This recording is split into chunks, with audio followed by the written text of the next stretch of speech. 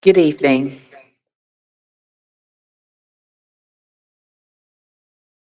I'd like to welcome you all to this evening's Licensing Subcommittee, Licensing Full Committee. For any councillors who are accessing this meeting remotely, a reminder that you are not considered as being present for the purposes of the Local Government Act 1972, and you may not vote on any item under consideration. At the direction of the chair, you may, however, contribute to the discussion and participate in a non-decision-making capacity. All committee members are required to attend in person. Any member of the council can attend and make a request to the chair to speak, ask a question under normal rules. This meeting is being live streamed for public viewing, and a record of the decisions taken will be published after the meeting. I would like to remind members who are physically present and also those who are joining remotely of the following protocols. Only speak when invited to do so by the chair. If you wish to speak, please raise your hand and direct all communication via the chair. For those joining remotely, please ensure that your mics are muted when you are not speaking. Please only use the chat function to alert of any technical difficulties and not for putting formal questions to the committee or to make other comments. Thank you very much. At this point, I would like to hand over to the chair, Councillor Gilbert Smith. Thank you.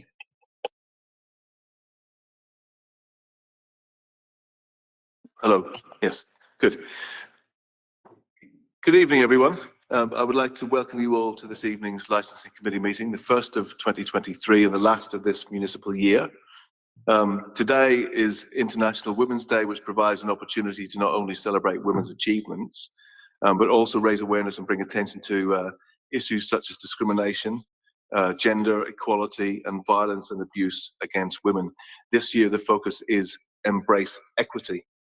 I would like to offer a vote of thanks to Councillor Fajana Thomas, Cabinet Member for Community Safety and Regulatory Services, Samantha Mathis, Late Night Levy Manager, and Amanda and Natalie from Legal and Governments for the work that they do and contribution to the licensing function in Hackney. So thank you very much for that. We couldn't do it without you, frankly. So just moving on to the agenda item 1, apologies for absence. We have lateness apologies from Councillor Conway and Ross, and they should be with us in about 5 minutes. So they will be here. And I understand that Councillor Fajana Thomas and Sizer and Rout are joining remotely. So welcome to those online also. Agenda item 2, declarations of interest. Do members have any interest they wish to declare? Chair, I don't have a declaration. Online has raised their hand. Oh, sorry, Councillor Moema. Oh, I was just saying that I'm here online, but I don't have a declaration. Yep, sorry about that, Councillor Moema. Noted, thank you. So declarations of interest. Any declarations of interest? Any online? No? Thank you. Agenda item 3, minutes of the previous meeting. Can we agree the minutes of the previous meeting held on the 8th of December 2022? Agreed. Great. Yep. Fantastic, thank you. And I was just wondering if officers could provide an update on the matters arising. Paragraph 4.4, members suggested that officers investigate the possibility of the council's communication team providing some wider publicity on Hackney's nighttime economy and late night levy. So Samantha, thank you. Thank you, Chair. Yes, I can proudly update that we have completely worked with the communications team to create our 2023 communications plan. So I can provide further update on the report. Thank you. And also it would be ensured that all committee members were on the distribution list and in receipt of newsletters. Has that been actioned? Yes, and I'm happy to update that all committee members have been added to the online portal and the distribution list. And 5.4, information, membership meeting notes and dates, if possible, of the policy steering group would be confirmed by Mr. Jewett. Just confirm that, David. Yes, it was confirmed. We attended the meeting. Fantastic. Thank you very much. Swiftly forward to agenda item 4, the late night levy, year 6, quarter 1 update. So can I invite Samantha Mathis, late night levy manager, to introduce the report? Thank you. And then we'll follow questions and debate. Thank you, Chair. I hope you all had a magnificent festive period. I'm going to start with the late night levy income received and the expenditure incurred during quarter 1. As you can see, we are resuming to healthy income levels. We are in the process of collecting the arrears and have confirmed income of circa 153K for November, December, and January, which is our quarter 1. I will be preparing a full financial report that I will present to the committee following the end of the financial year. In terms of expenditure, Table 2.1 outlines it by category. Please note that this expenditure does not include the salaries or the enforcement funding, as this will be outlined in the annual report. So the first expenditure is the CCTV radio link system for venues at £4,320. This is for the purchase of additional radios for the venue radio scheme, for which we are signing up new licensees every week. So that's an ongoing scheme. These radios remain our property and can be reallocated if not being used. We do monitor use and ensure that we provide enough training to venue staff to encourage more use. Next, we have the cost for the mobile messaging vehicle, which is something we used around the 16 Days campaign and the festive period. It is essentially a giant digital billboard that is driven around the nighttime economy areas from 8 p.m. to 1 a.m. So we use that for the festive messaging and for the 16 Days campaign against violence against women and girls. And that came to a total of £3,300. The policing, you can see here the 23,251K, that covers the period from August to October. We also have the redeployable camera deployment and the maintenance costs at £1,441, and that covers the costs of moving redeployable cameras around the borough. So we do have one new camera in Lower Clapton and another was placed in Kingston High Street in Hoxton, where the coverage was poor and we had licensees that wanted to join the radio scheme but didn't have any local cameras they could use. So we did install them for that purpose. Then we also have the media design, advertising and print at £1,574, and that is the cost towards the posters, adverts, training materials and handbooks that we deliver to venues. We also have the medical provision, so the first responders, and that is for the November to January period. I just want to add that this includes the additional provision on Thursdays. So we did ask them to do Thursday nights in December. That is on top of the Friday and Saturday nights they already do. And that was to accommodate the busy kind of Christmas party festive season, as Thursdays are really busy in December.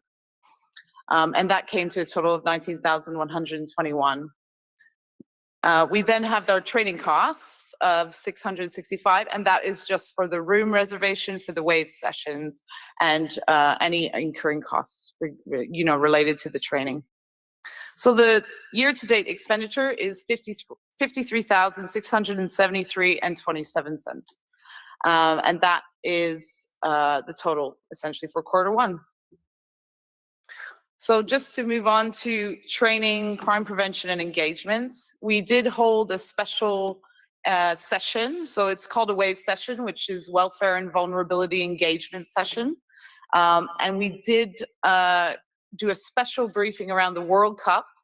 And that at the time, it was our largest yet training session. So I think we had about 105 participants to that one. So engagement levels are at an all-time high, and I estimate this is because of the growth of the online portal and its impact on our reach and ability to disseminate information quicker than just with the forums alone. And we have confirmed a new revamped and updated program of WAVE training that we're conducting in partnership with the police in Tower Hamlets, and we've confirmed the sessions going up until March 2024. These will be held monthly at no cost to licensed premises.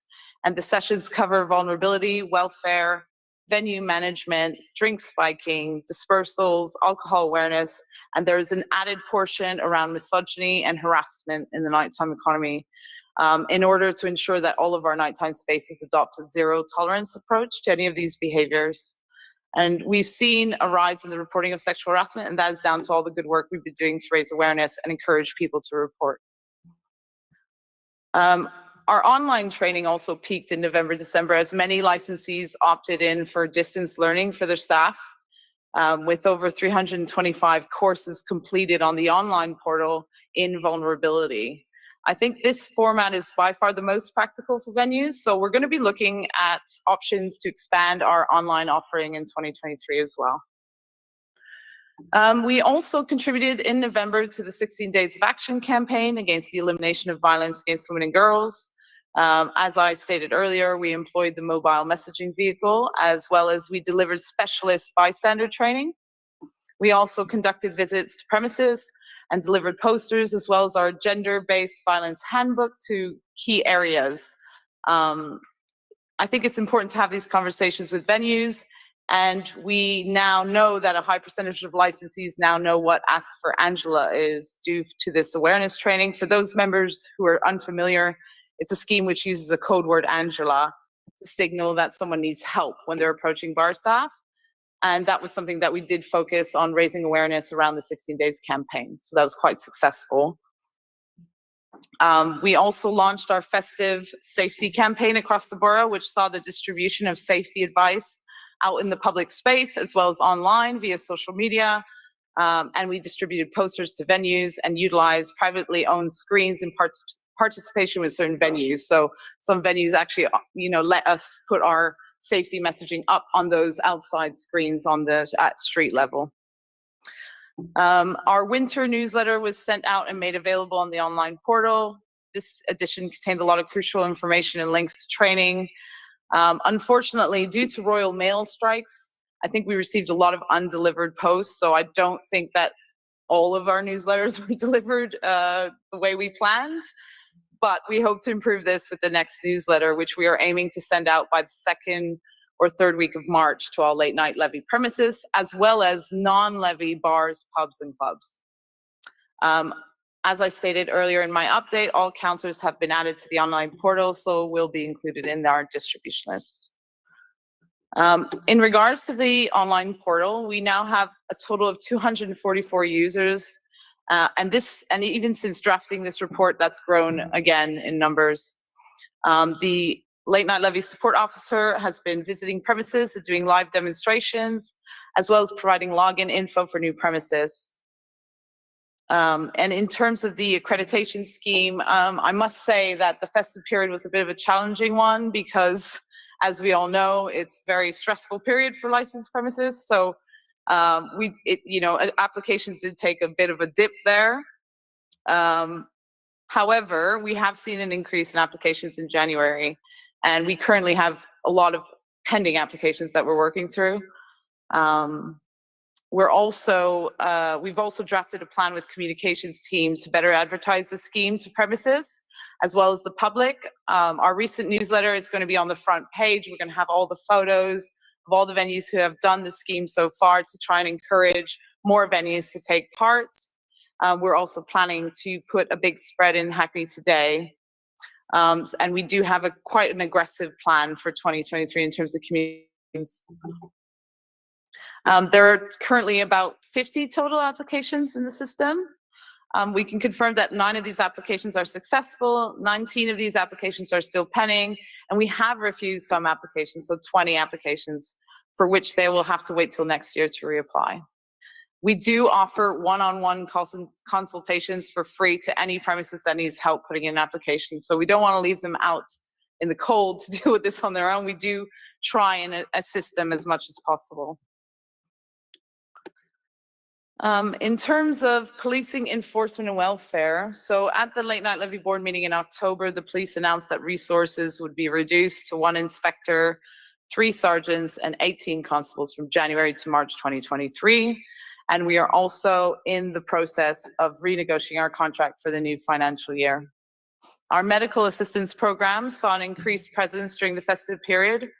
as I stated earlier, with the added provision of Thursdays in December. Overall, from November to January, there were 114 interventions from the medics, with 54 of these in December alone. So as we all know, it gets quite busy during the Christmas period, so we wanted to have that extra provision there. They still remain an invaluable resource to all of our teams. They definitely take the stress off of emergency services as well as police and council officers. So we do intend to move forward with that. We also funded an additional CCTV operator in the CCTV control room for the month of December.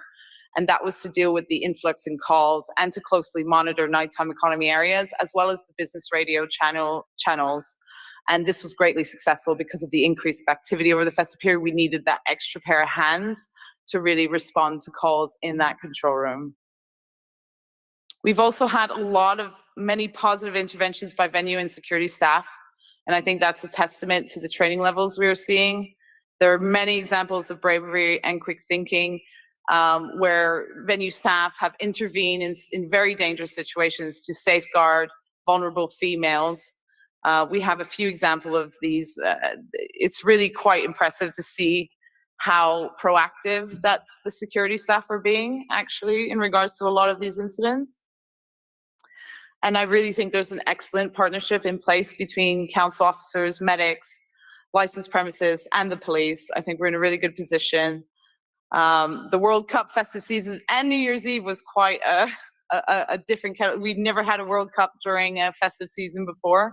And I think that it was a great success without too many incidents of note. And I'm quite proud of all the teams for that. And I have to say that 2022, just in conclusion, 2022 has probably been one of the most successful years for nightlife training. We saw over 1,500 nightlife and security staff being trained both in person and online. We are confident that many incidents have been prevented altogether, and we will continue to focus on prevention as a major area of priority for the team. And we will continue to encourage reporting and for venues to adopt that zero tolerance approach. The accreditation scheme will be a focus for the Hackney Nights project as well in the next quarter, and ensuring that we raise that profile because it is a one-of-a-kind scheme. And we will continue to come to licensing committee to present our quarterly reports, and the next one having our annual financial report as well. Thank you. Great, fantastic. I mean, there's some wonderful, wonderful stats in there. Just to highlight a few, 325 courses completed in vulnerability training. I mean, that's exceptional. 1,500 staff, as you just mentioned, nightlife and security staff across the board. I mean, that's exceptional as well. So that's fantastic. So I think, the committee can certainly endorse what you're doing there. I mean, I think it's absolutely terrific. So I just want to open up the floor just for questions and debate.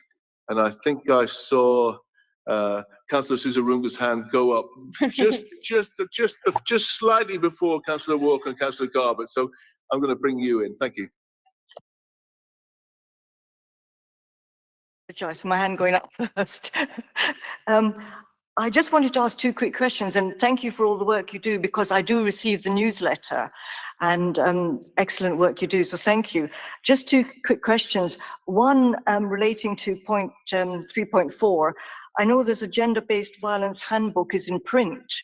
Could I ask if there's an online version? And in respect of point 5.3, what are some of the general reasons for refusal of application to the Hackney Night accreditation scheme? Thank you very much.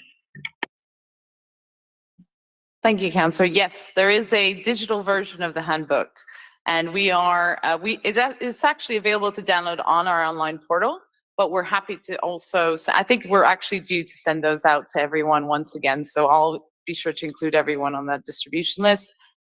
In terms of the application refusals, I mean, the scheme it's really important that venues adhere to the criteria in the scheme.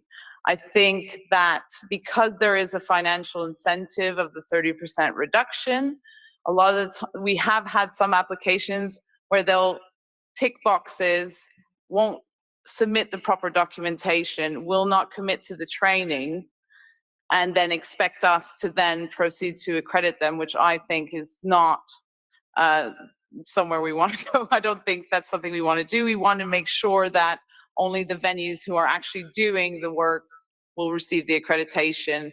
But unfortunately, because of that incentive, we do get, some venues who are trying just to get that 30% discount, unfortunately. Chair, it doesn't matter how old you are, you can still have very, very fast reflexes. Thank you.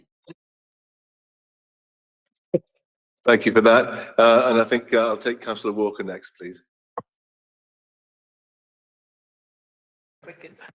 Thank you, Chair.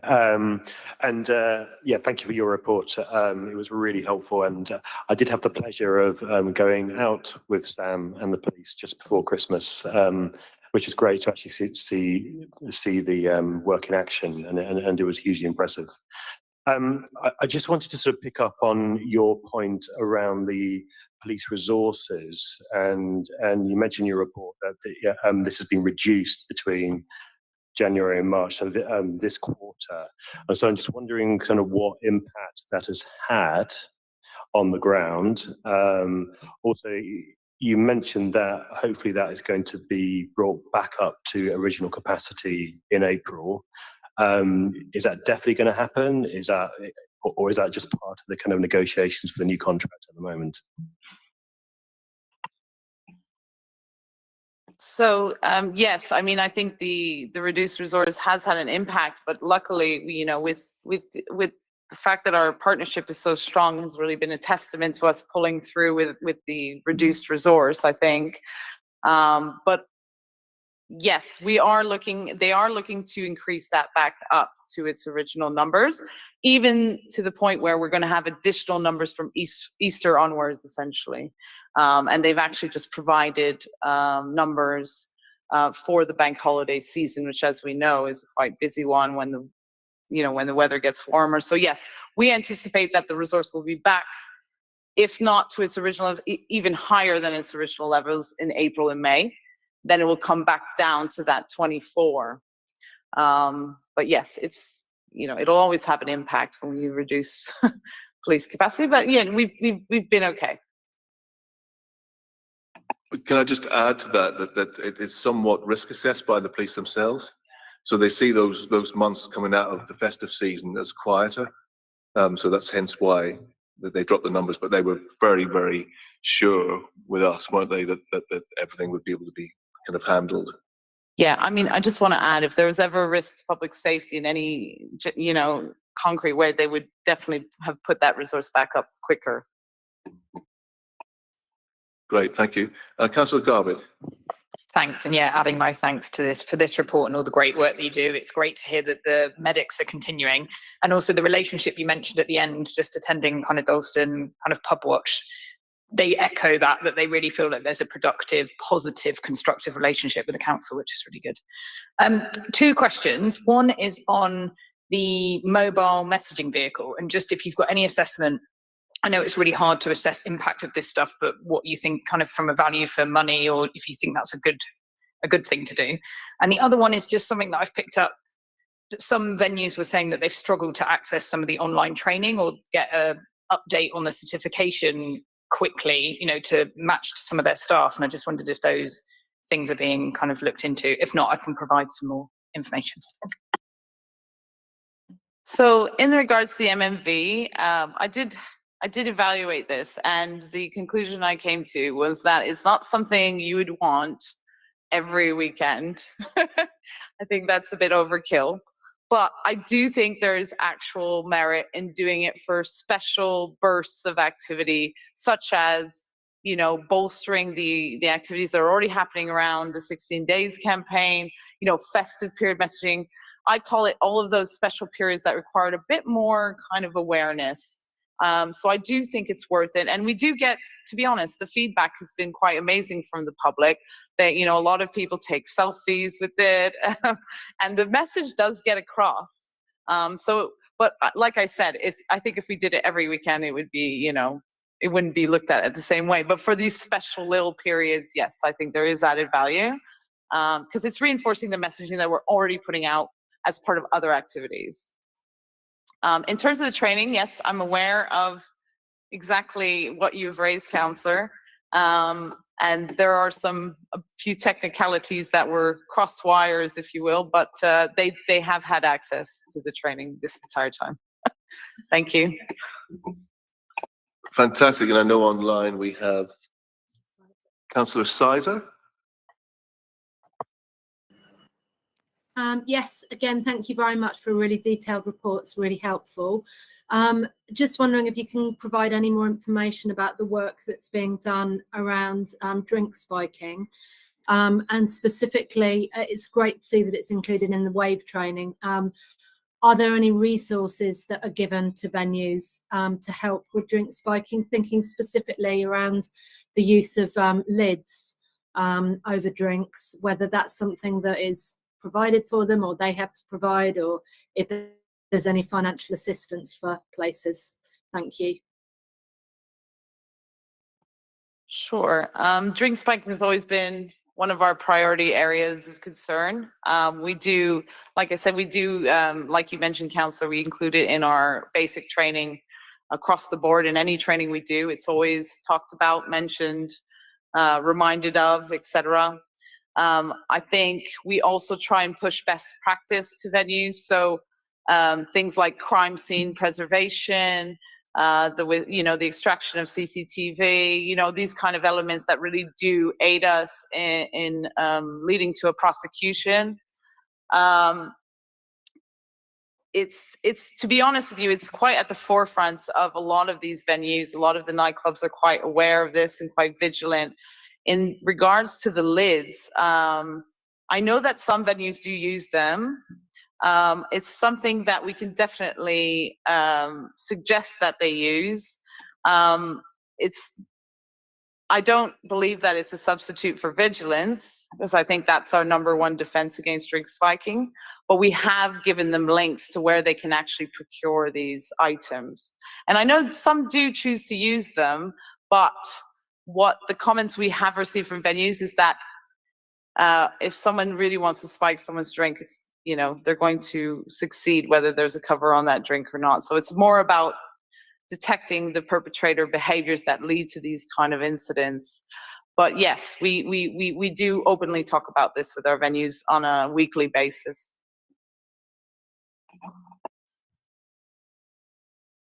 I think we have, are you finished, Councillor Sizer? Do you have another?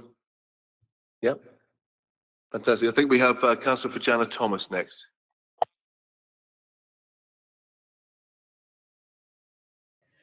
Thanks, Chair. Actually, I was going to say something in regards to police resources. So I know Sam covered it very well, just to say to colleagues that the reason for the police reduction, just to give you the background and context to that, was because Hackney in general, we have a reduction in police resources. So some of our safer neighborhood team are suffering.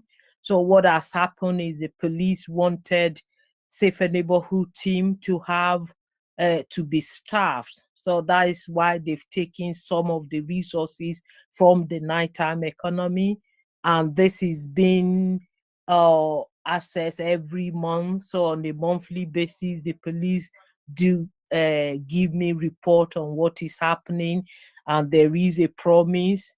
We've now got over the season that we don't really need much resources because of the numbers of people on our night time space, which moving forward now, as Sam's mentioned, they are looking to actually uplift the numbers of resources even more than what we used to have. Just to give colleagues the background that is not they're not reducing the numbers from the nighttime economy just for reduction's sake, is to move them to other areas in the borough. Thank you. Thank you very much, Councillor Fajana Thomas, for that clarification. Any further questions, points of consideration from members at all on this particular item? Everyone happy, content? Yep. Online? Yep. Everyone content online? Great, fantastic. So let's move on then. So if we could just note the report on the appendices for agenda item 4, that would be brilliant. Can we note that, please? Yep. Noted. Thank you very much. Thank you. And we'll just move on to agenda item 5 now, which is the licensing policy consultation. And can I invite Mr. Tuitt, David Tuitt, the Business Regulation Team Leader, Licensing and Technical Support, to introduce the report, please. Thank you. Thank you, Chair. Hopefully, members have had a chance to look at the draft policy, which is being prepared to go out for consultation.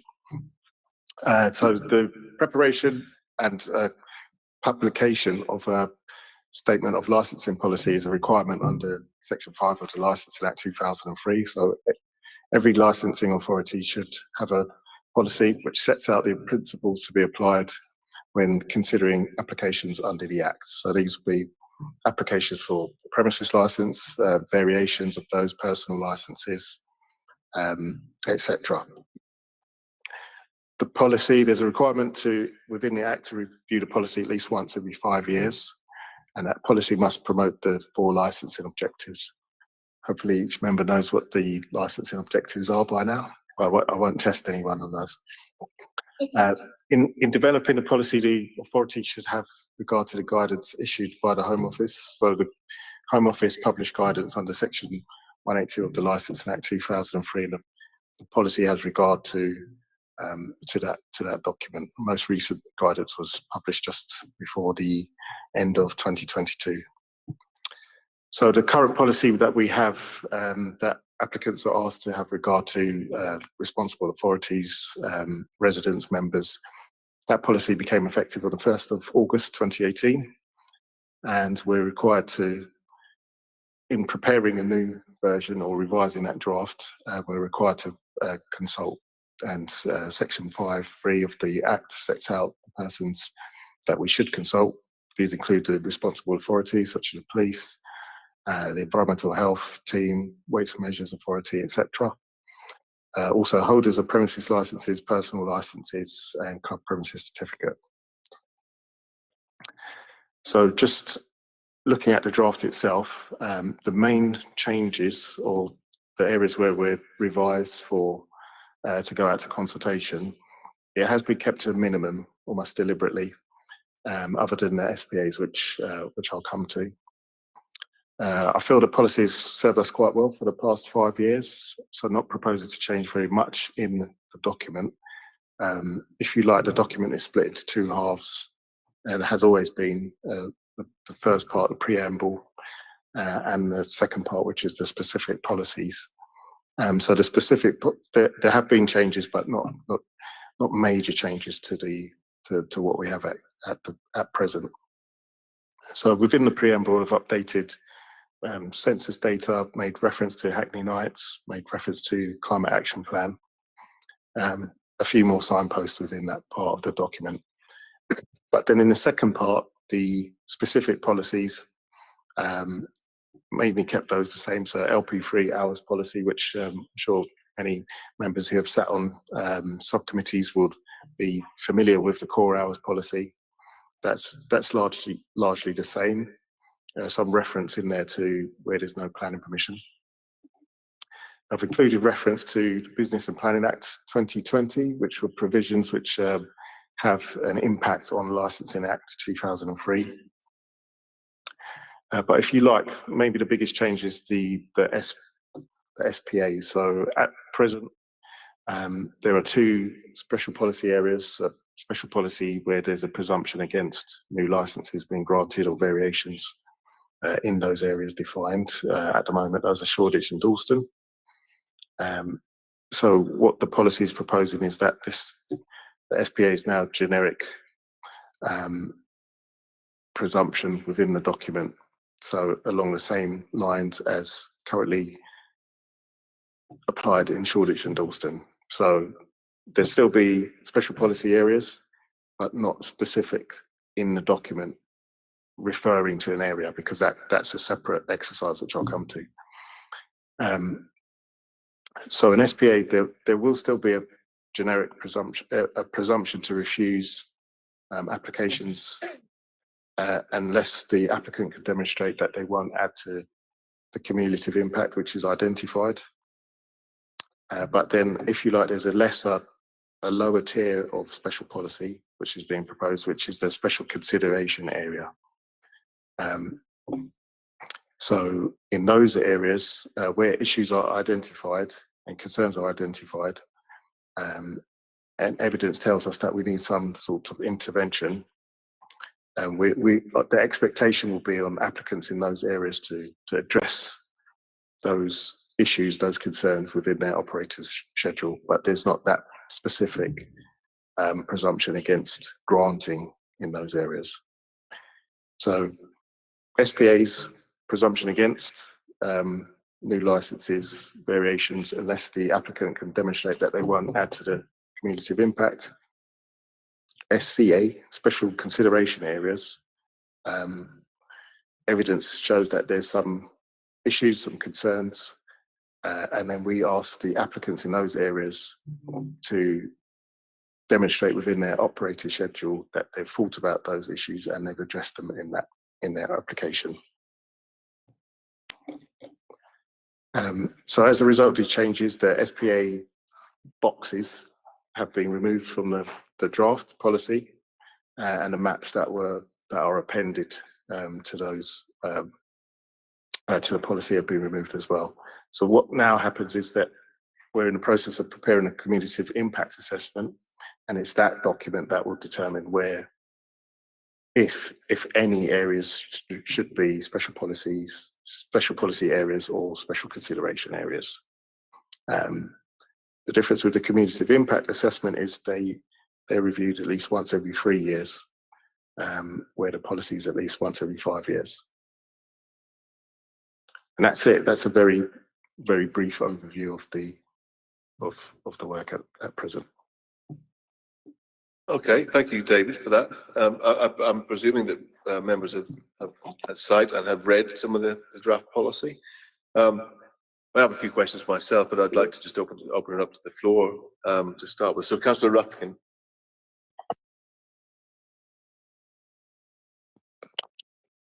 Thanks very much. Just for my own understanding, can I just check something? So the special policy areas remain unchanged, the same geographic areas as now. We're introducing another category called special consideration areas. Do we have an area in mind for those, or and have other boroughs introduced that? So that was the first question. And secondly, if you don't mind, the City of London has introduced a traffic lights system, green, amber, red, for depending on the kind of risk associated with each premises, or not necessarily risk, incidents associated with each premises. Have you got any views on how that might work, and what do you think about that? Thanks. Okay, so to answer the first question, the policies remains the same. So at present, until well, I guess 5 years will be the 31st of July, and those boundaries within the policy after the 31st of July will no longer be effective. So there won't be those special policy areas which we apply at present. And then it will be the cumulative impact assessment which will identify the areas that should have a SPA that applies or an SCA that applies, if any areas apply. So the policy is essentially what the policies will be in those areas, but it's the cumulative impact assessment that determines where those areas would be, if it determines any area should be, if that makes sense. Clear, Councillor Lufkin?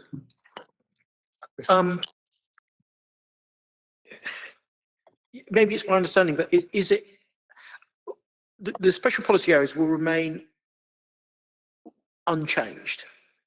No, they're going to change, are they? And then we're going to look at a cumulative impact assessment in those areas again. Is that right? So the cumulative impact is evidence-based. It's a policy approach which has to be based on evidence. So the Act requires us to refresh that evidence periodically, at least every 3 years now. So that exercise, that exercise to determine whether there's cumulative impacts in any area within a borough is undertaken and presented in that cumulative impact assessment.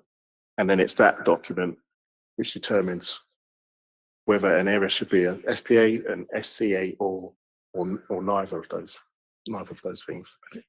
So is there when the current licensing policy ends, is there going to be like a period of time where nothing applies in certain areas? There wouldn't be a period, because it would always have evidence, isn't it? So we'd always have representations. We still have a generic cumulative impact policy within the policy itself. But if the cumulative impact assessment isn't completed in time, it's not a case that there won't be any. It might be the case that there's no policy, but there's still always evidence, isn't it? There's still always concern that can be identified, highlighted. So we're not going to create a free for all, basically, at the end of it. That's not, the policy going to run out, and then if some applicants might determine it that way, might think of it that way, but the reality is that the evidence is the evidence, isn't it? So, okay, thanks. Just on the City of London one as well. Yeah. Apologies. So traffic lights. That's something I've talked to the chair about. I think that's more of an enforcement issue. I think it's a useful approach to have where you can resource those visits and follow-ups and go to inspect premises, determine what traffic light category they're in, and it's definitely a good approach to enforcement. Is that something that we might consider, or is it just too resource intensive?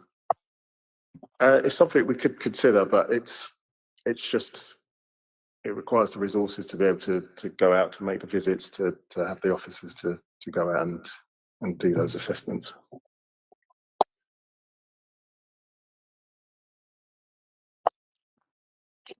Yes, just Mr. Stewart, can you clarify that this draft policy is going out to consultation and they'll be then returning to committee once, so you could clarify about the consultation, and that they'll be coming back with the outcome, and also whether the cumulative impact assessment, that's going to be consulted on at a later date. Is that correct, or is it all being done together? If you could just clarify those points. Thank you.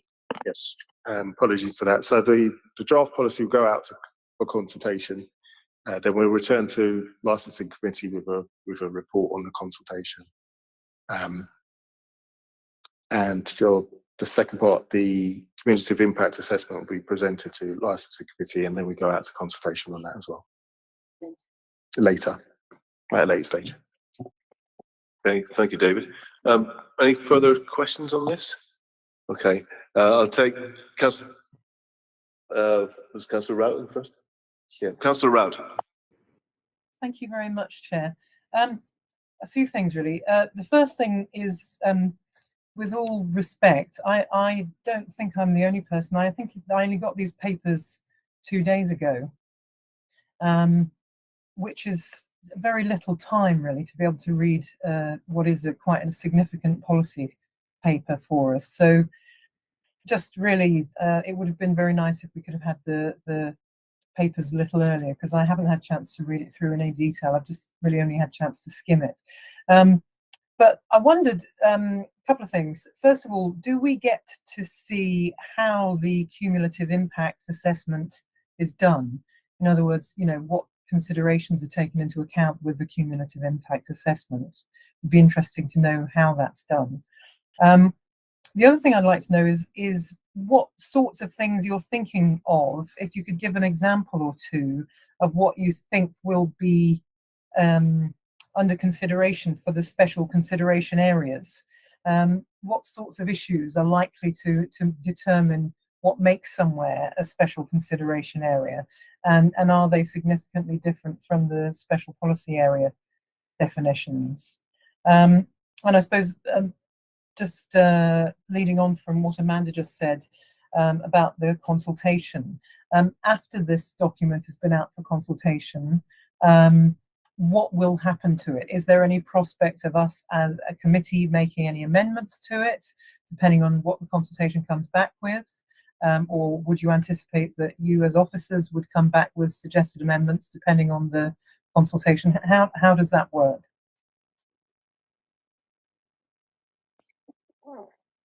Okay, so the first question on the criteria essentially for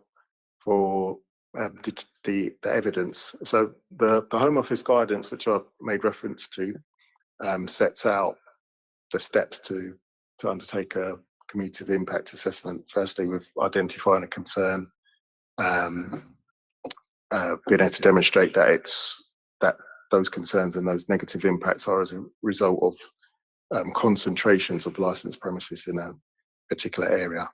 And then from that, we would then look at the types of evidence that are likely to be derived from nighttime economy activity or licensed premises activity. So those could be crime data, antisocial behaviour, statistics, noise complaints, and then we look at geographical data like where our premises are clustered. So those sorts of things, similar to what we've done in the past, really. So I think 5 years ago we went a bit further. We commissioned a couple of studies, actually, a cost-benefit study, which looked at the costs incurred by the authorities, not just the council, but some of our partner responsible authorities. The cost of regulating, if you like, the nighttime economy, and the benefit of doing that. And we also commissioned a behaviour study where an academic and his team were out on the streets in the nighttime economy areas, just auditing the behaviour of customers in those areas. We're not proposing to repeat those exercises, but the cumulative impact assessment may draw from some of those activities which we did previously. So I would certainly say that we'll certainly look at crime data, but not all crime that's linked to nighttime economy. So there could be acquisitive crime, thefts, robberies, some others even talked about allegations of, for example, of drink spiking allegations. And we tend to map those and then look at where they're occurring, and if there's a correlation between where certain types of crime are happening and where locations of licensed premises are, then in those situations we could conclude that there's a correlation between those, locations of premises and certain types of crime happening.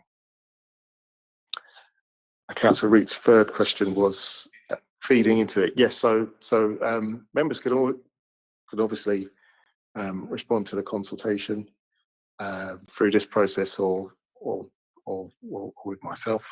So yeah, by all means, if members wish to feed into it, they can.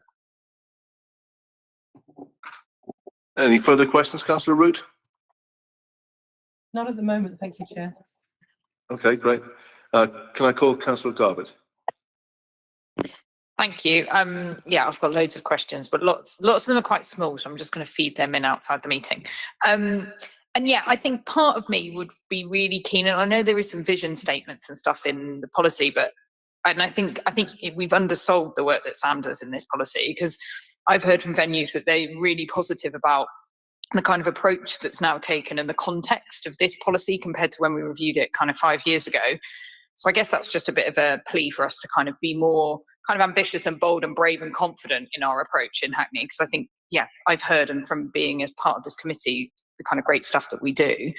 So it's just kind of a statement. Also really interested in the community of impact assessment and the evidence being used, because I've heard there was a bit of a conflation between residential and premises data last time. So I'd be interested to just see if that, how that kind of breaks down in the assessment of kind of call outs of ambulances and noise complaints and stuff. But I wasn't around looking at this 5 years ago, but that's what I've heard from some premises. I've got two questions. One is, there's reference to national drinking statistics around children, but I just wondered if we had anything local to kind of contextualize some of the statements around keeping children safe and how we fare against that in Hackney, just an understanding of if we're doing well to keep children safe. My other question is around our approach to sexual entertainment, because I note that the council's got a previously determined position of nil licenses per ward, and that's been in place since about 2010-11 is my understanding. So I just want to know if there's any approach to reviewing that position, if there's a comparison to other boroughs, and is that up for consultation as part of this consultation?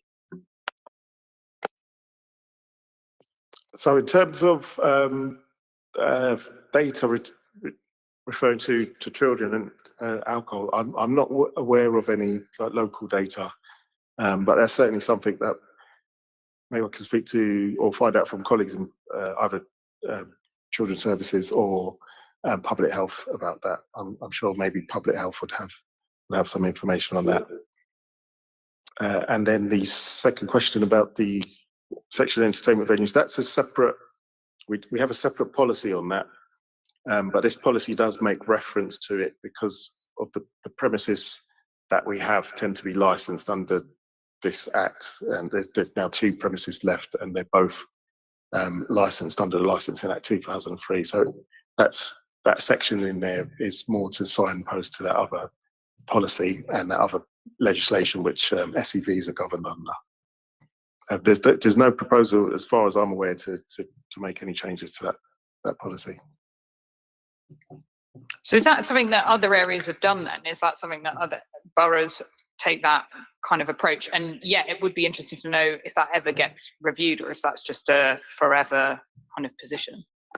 It's other boroughs have policies which set out the number of SEV premises to be nil. That's not I don't think that's something that's unique to us. I'm going off topic a bit, but that policy, what it does do is set the number at nil, but makes exceptions for established operators. I think other boroughs have made that approach as well. It is a policy that could be reviewed, but there's no. Well, I don't know if politically at some point that will be something that members want officers to look at, but it's not something that we're proposing to do at present. Okay, Councillor for Jana Thomas.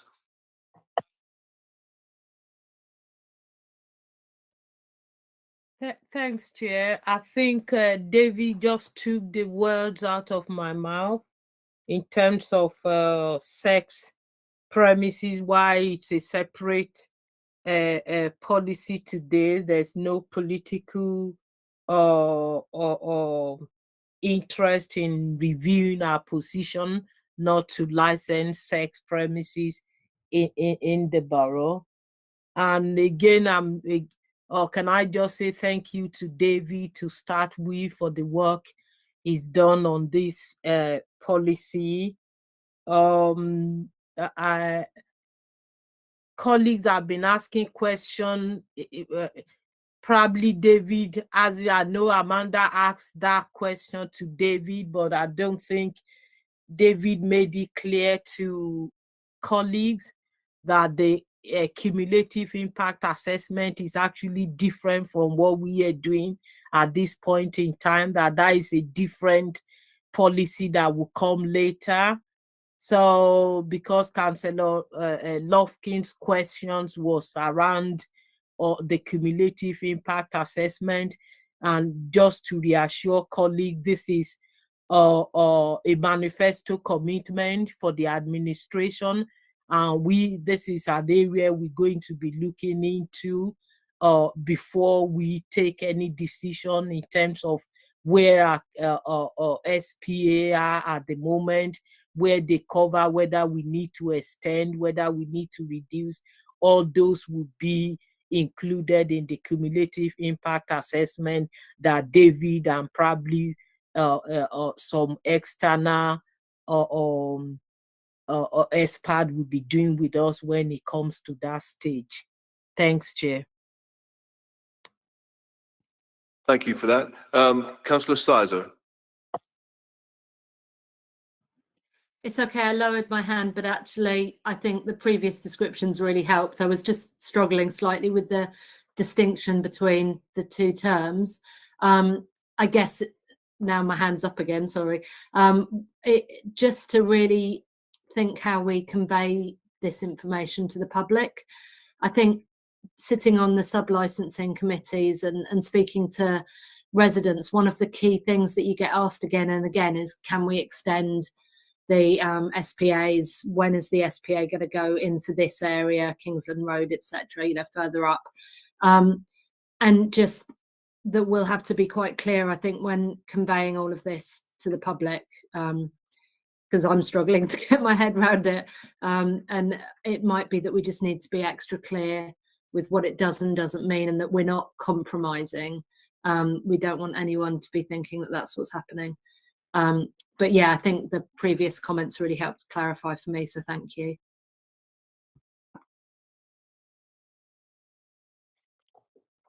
Yeah, what residents can always be told is that cumulative impacts can be considered in areas where there isn't a cumulative impact policy. Our policy makes that clear. The guidance under the Home Office guidance makes that clear as well. So the absence of a cumulative impact area, or special policy area in our case, doesn't mean that an area is not suffering from cumulative impact. So if there's evidence of cumulative impact, then that can be taken into consideration on any application, regardless of whether there is actually a cumulative impact policy.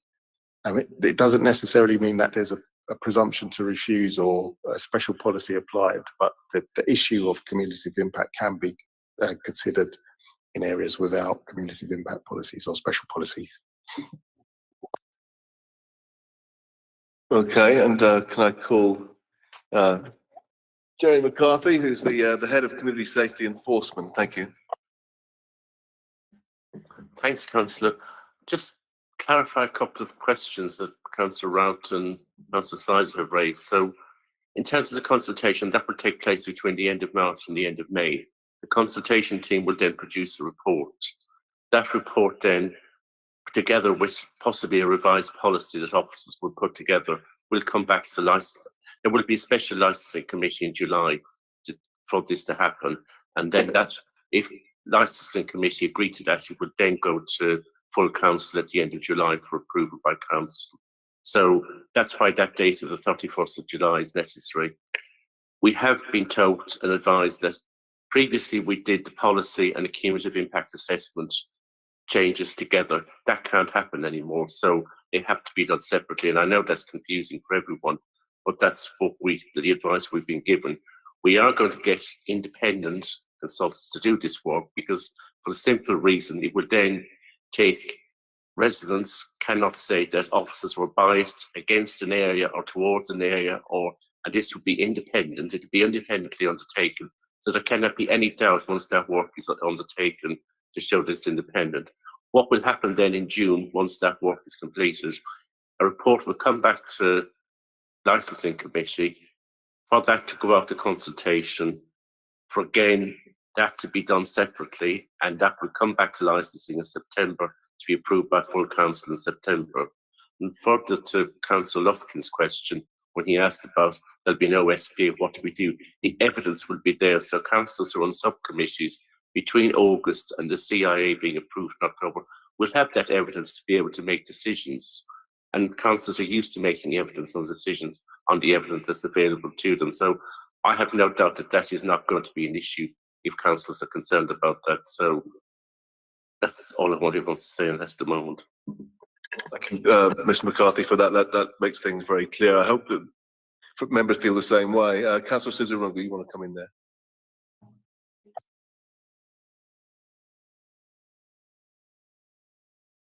Went wrong with the reflexes there, sorry. I just wanted to say thank you. I find it a well-presented document, so thank you for that. And I wanted to also, I understand that a statement of licensing policy is the establishment of principles to be applied. But I also thank you for including sections on the sustainable community strategy, the corresponding local plan 33, and the related community safety strategic assessment, because that is the wider context.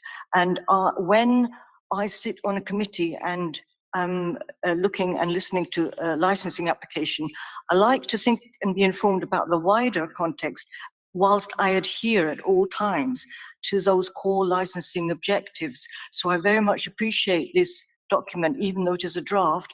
I can see that for me, to be an informed person on a licensing application committee, to me, it's a very, very useful tool. And for that, I commend it. Thank you. Thank you, Councillor Sizarunga. David, you want to come back?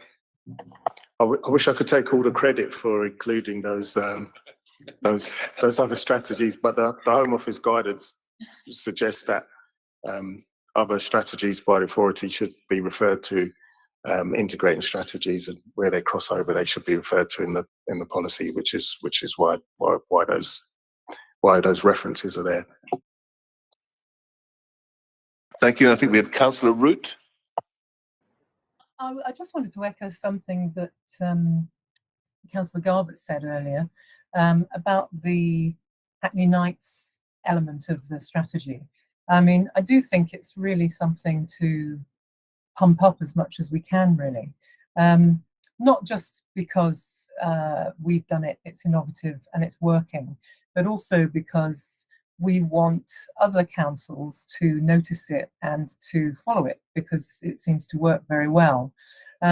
So really, it's just a plea in any redrafting of this, if we could perhaps focus on it a little bit more and perhaps include something about how it's been received, both by members of the public and by licensees. And, you know, sort of basically try and spread the word that this is a very positive way to go forward in the future. I'm not quite sure how one would phrase that in terms of keeping it still in the right tone of a strategy document, because it's not a press release after all. But I just feel it would be a shame to sell ourselves short on that, because I do think it's been such a very successful scheme. Okay, thank you. Thanks for that. That's noted. Yeah, thank you. Any further questions before I come in a bit? Or comments online, anything online? Yeah, thank you. And I kind of echo those comments, David, from Councillor Sizarunga and also from Councillor Root. But I was wondering if you might just talk a little bit about inclusivity in the policy in regards to disabled access, where we sort of stand on that, because it would be nice to have some more stuff in about that. And also just on stuff around environmental best practice in licensing venues, just a kind of a statement of where we're at with that, kind of our approach to those kind of things. So that would be an approach to minimizing waste, for example, improving energy efficiency in venues, that kind of thing. If you just like to make a comment around that, because I would like to see more sustainability examples in the policy. I think in terms of disabled access, myself and Samantha actually had a meeting, was it last week? Just last week with our colleague in relation to the issues, and I came away from that meeting realizing that I sort of had not really thought about other types of disability access. So we came away from that thinking that we'd have to, it's about more than just, for example, wheelchair access, accessible toilets and ramps and stuff like that. There's a lot more to it. So so we have to give that a bit more thought about how we'd make reference to that in the policy.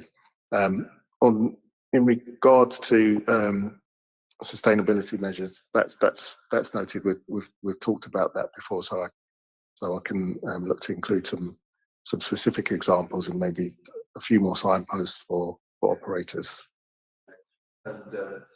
Jerry, you wanted to come in on the inclusivity point. Yep, thank you, Councillor. I echo what David has said about the accessibility, and in respect to the accessibility bit, what we're going to do is put something on the Hackney Nights portal showing the accessible venues and sort of put them on dots, and just so that people know where they are and to help them. And we will do a lot more on inclusivity into the policy to ensure that everyone is represented. And as David has pointed out, it's not just about access for people with physical disabilities. There's lots of other issues that need to be taken on board, and that is something we will take on board when the revised policy comes back to this committee for approval. There will be something on that, I can assure you. And that was something that was raised by the policy and strategy group. We went to see them, but again, they had only been to a question and answer session the day before, and they sort of raised the wishes without having the opportunity to think about it. So following on for that, David and Samantha met with policy and strategy team to work on that. Do members want to come back on any points that you've just listened to there? On the sustainability points, inclusivity points? Any comments, reflections, anybody online? Councillor Lufkin. Not really, just to say I'm really in favour of it. Sounds like a really good idea. Thank you, Councillor Lufkin. Councillor Garbutt. Yeah, can you just say who you met with? I missed who you said you met with. I don't know if it was someone internal or organisations. I know there's loads of voluntary sector groups that would be happy to help with that. Emmy Bathurst, who's in policy and strategy team. Yeah, she's also leading on the LGBTIA+ framework for the council. I think I have Councillor Sizer, and then we'll take Amanda after that. No, that's just answered that one as well. It was just to say that having attended the Parapride event, I felt that I'd learned such a huge amount actually about access and disability and hidden disabilities. And I was going to say that some of the people there were key to talk to, but it sounds like you've got ahead of me. So that's great. That was actually a suggestion from Emmy to meet with some of the representatives of those groups. So rather than just us to come up with something quite quickly, that we could use the consultation to actually to consult those groups properly. You know, so we can much better cover those issues that those groups that they face. Because, like, as I say, tend to think about ramps and wheelchair access and not think about other forms of disability. I think that's really exciting and very positive, and I think the committee would reflect that. I'm seeing nodding heads around the room. You know, the committee would be very happy with something like that. Amanda. I was just going to say that Mr. Tuitt might want to clarify for members that you're undertaking an equality impact assessment as well as part of the policy review, and that would also assist in this as well. Yes. Okay, I mean, do members feel that we've had a good discussion around this? Sorry. Councillor Virginia Thomas, you've indicated. Thanks, Chair. I just want to find out, Councillor Root mentioned getting this paper 2 days ago. For me, because I've seen the paper, I don't need to go over it. And I'm wondering if that is the case. Why will members be getting the paper just 2 days ago? I think Amanda wants to answer that question, Councillor Virginia Thomas. Yes, Councillor Virginia Thomas. Basically, although the papers were, the reports the agenda did say that the report would follow.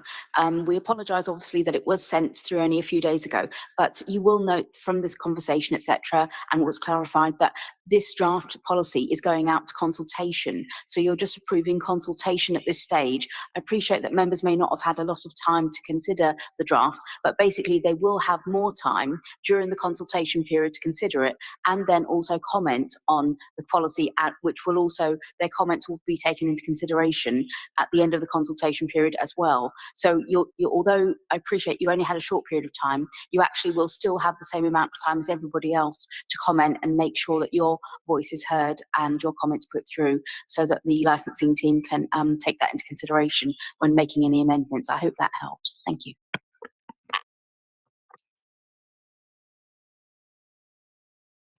So yeah, Councillor Garbutt. Thank you. Just if we've got time for another question, I have got, as I said, a couple of things that I'll ping to you, but as we're having more of an exploratory kind of discussion, I just wondered if there was anything that we can include around workers and the staff and the employees within the sector. I don't know if there's anything that we ever kind of mention in terms of, it just seems like a bit of a missing, I was going to ask it in an email, just saying, is there any scope to include this, or, I just wondered if there was any comments on that. In what way?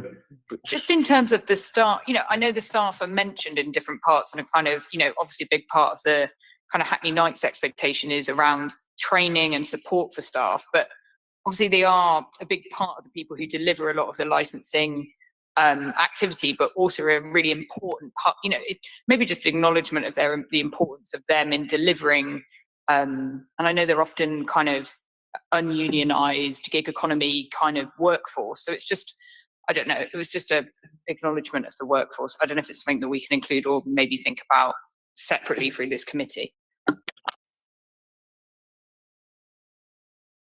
I mean, I would say, Councillor Garbutt, if you have any specific points around that, would be good to just send them on to David. If you because I know that it's something that's just maybe you've just considered in this moment. You might want to maybe take it away and consider it further, and then send David your comments. Yeah, I guess there was a question as well as if what we could do about that, if you knew of any other areas, because I know there are some examples from around the country which I can pull around how licensing is being used to support workers, but I can send those over. Okay, great, thank you. So I'm just looking out to members just to make sure that everyone's happy and content with the level of debate and discussion we've had on this issue. And I'm also looking now online to see if there's any indication that you're not happy. So I'm assuming that everyone is content. If they are, I can't see anybody out there that's not, or online. So if we could agree to one, approve the draft statement of licensing policy being published for consultation, and two, authorize the Group Director of Climate, Homes and Economy to make any non-substantive changes to the draft policy as appropriate. Do you want me to read them again? Agreed. Agreed? Everyone agreed online? Yes. Yep, fantastic. That's great. So we can move on then to, and thank you everyone for that. I think we had a good solid debate there around that issue. And obviously members, if you do have anything specific that you want to raise with the team, then please email David Chewett with any examples, ideas that you've got to sort of bolster this policy. I mean, I can say that we are looking to have a gold standard policy here, because we do want one of the best kind of licensing regimes in London and in the country, if not the world. But I don't want to be too ambitious, but there we go. So we will move on to agenda item 6. Any other urgent business to be considered? Amanda. Yeah, just going back to the end of the last item, I don't know if it might just assist everyone for you to clarify when the consultation starts and ends again, to assist everybody so they know the dates. Thank you. Oh. It's the end of March to the end of May, but I haven't got final date. Yes, end of March to the end of May is the consultation period on the draft policy. Yeah? Okay. Okay, any other urgent business at all? Anyone? Chair, no, it's not urgent business, but I know that Councillor Virginia Thomas had said thank you to the staff that help us, the council officers. But while we're in the chamber, I think we'd like to say thank you to David and Amanda, because they are always most helpful when we sit on the licensing committees. So we wanted to say that as well, and to add to Councillor Fajana Thomas's thanks to them. Thank you very much, Councillor Sizarunga, and of course I would echo that 100%, because without these people we couldn't do what we do. So thank you very much, everyone involved. It's much appreciated. I appreciate the thanks, but there is a team of officers. I have to say that there are officers within my team who do a lot more work on licensing subcommittees than I do. So I should acknowledge them. That's correct. There is a full team of licensing officers who do a lot. Maybe we should name them just for the record, David. I can. You'd all have met Subangini Shriramana, Shan, who prepares the reports, and Ari Hussain prepares the reports, Channing Riviere within my team, and then obviously Natalie's colleagues as well, governance services officers. So it's not just me and Amanda. Business, I now declare the meeting closed, and will hand over to the licensing and corporate lawyer Amanda North for the closed session. Thank you.